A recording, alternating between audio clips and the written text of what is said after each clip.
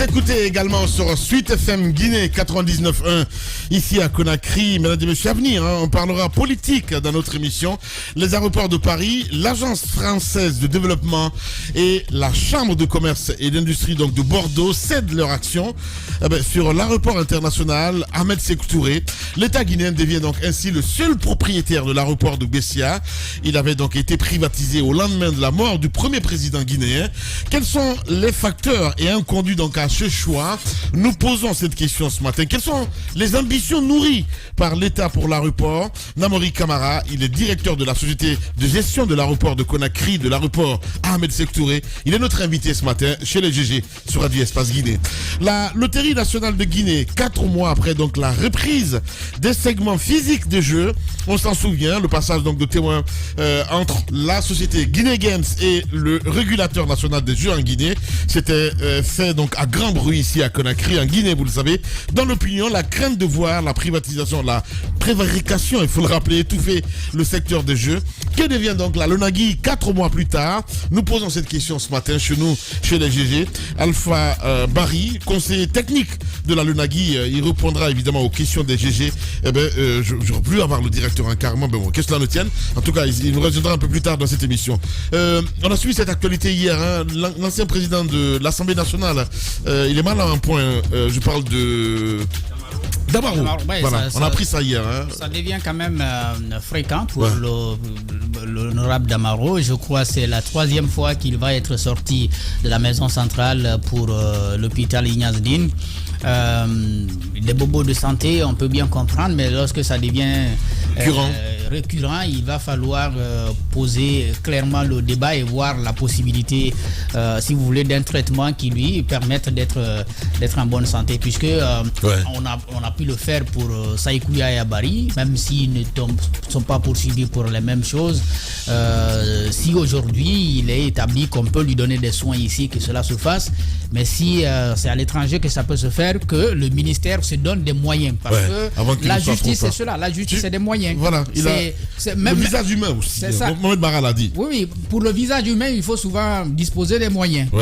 C'est-à-dire, même quand vous mettez quelqu'un en prison, vous êtes dans l'obligation de lui donner un cadre idéal dans lequel il peut rester. C'est la même manière, quand il tombe malade, vous devez investir dans son traitement pour qu'il soit en bonne santé, puisque c'est la loi qui l'a condamné et vous êtes garant du respect de la loi. Voilà, mon cher Zach. Tamba, vous avez suivi cette information aussi hier. Justement, j'ai pu l'avoir de première main, mais c'est quelques jours avant justement où j'ai pu savoir avec lui directement qu'il avait ce souci. Vous savez, on a parlé de douleurs thoraciques depuis un certain moment. Il me confirmait en effet que c'était le cas, mais les douleurs thoraciques avaient cessé et qu'au niveau des orteils, et ça c'est également une information qui avait fuité, mais il revenait là-dessus, il me confiait qu'au niveau des orteils, il y avait quelques orteils qu'il ne sentait pas.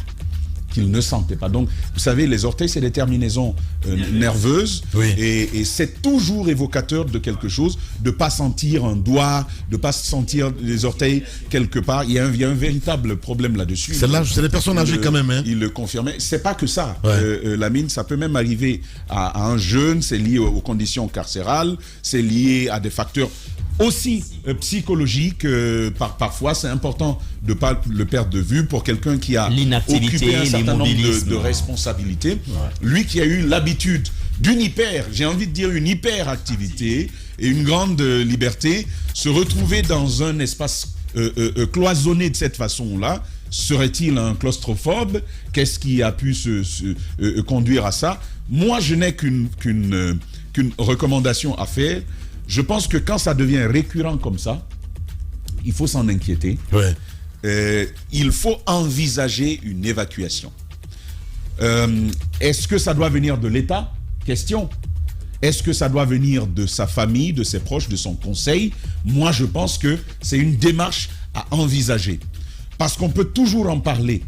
On peut toujours en parler tant que la personne est vivante. Mais quand elle décède, il n'y a plus de raison possible. L'homme, il vous aura fait tous les torts possibles, il se sera comporté en je ne sais quoi, mais quand il décède, Lamine, on vous en imputera la responsabilité Et je pense qu'il n'y a pas deux façons de dire cela. Les crises deviennent récurrentes, les plaintes deviennent récurrentes. C'est assez clair pour moi que les établissements sanitaires de Guinée ne réussissent pas à endiguer cette douleur qui est persistante. Il faut envisager une évacuation. Certainement, son conseil fera la demande et il n'attendra pas que l'irréparable arrive, comme ça a été le cas avec l'Onseni Camara. Et finalement, les juges se sont prévalus du fait qu'il n'y avait jamais eu de requête dans le sens d'une évacuation. Je pense qu'il ne faut pas attendre ce type de choses.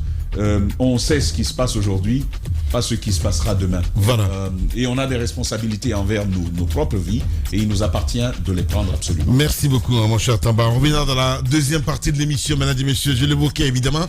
Adafo Média se mobilise pour Gekedou. Ça va se passer la semaine prochaine. On en parlera, on touchera un mot. Si tout va bien, lundi, les grandes gueules se réaliseront donc du côté de Gekedou. On revient à 10h.